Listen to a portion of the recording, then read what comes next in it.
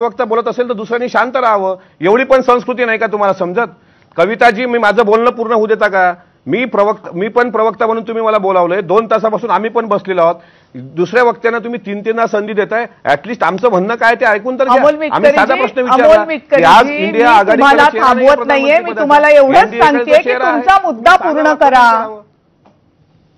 मधात कोणी बोलू नका देऊ. हां, बरं, चला मुद्दा पूर्ण करा. मुद्दा पूर्ण करतोय की महाराष्ट्राच्या सध्याचा जो तुम्ही सी वोटरचा सर्व्हे केलाय, त्या सी वोटरचा सर्व्हे असेल किंवा देशभरातील जनतेचा तुम्ही कौल जो म्हणताय त्यावर तुम्ही समाधानी आहात का?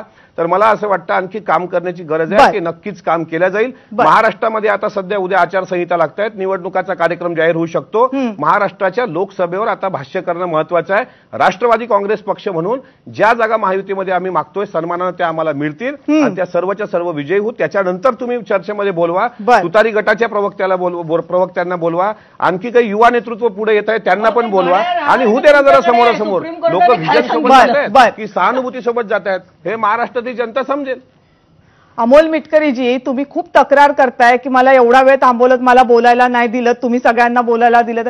प्रॉब्लेम असा झालाय ना की एकेका पक्षाचे 2-2 पक्ष झाल्यानंतर त्यांचे सगळ्यांचे प्रवक्ते आल्यानंतर या विंडो ऍडजस्ट करणं आणि चर्चेचा वेळ ऍडजस्ट करणं ही आमच्यासाठी सुद्धा कसरत बनलेली आहे. त्यामुळे तुमच्यापर्यंत पोहोचायला वेळ लागतोय ना, त्याला कारण ते आहे कारण प्रवक्त्यांची संख्या वाढलेली आहे. एनिवे, छोटासा ब्रेक घेऊन छोटासा ब्रेक घेऊन लगेच परत येते चर्चेमध्ये. पाहत रहा एबीपी माझा.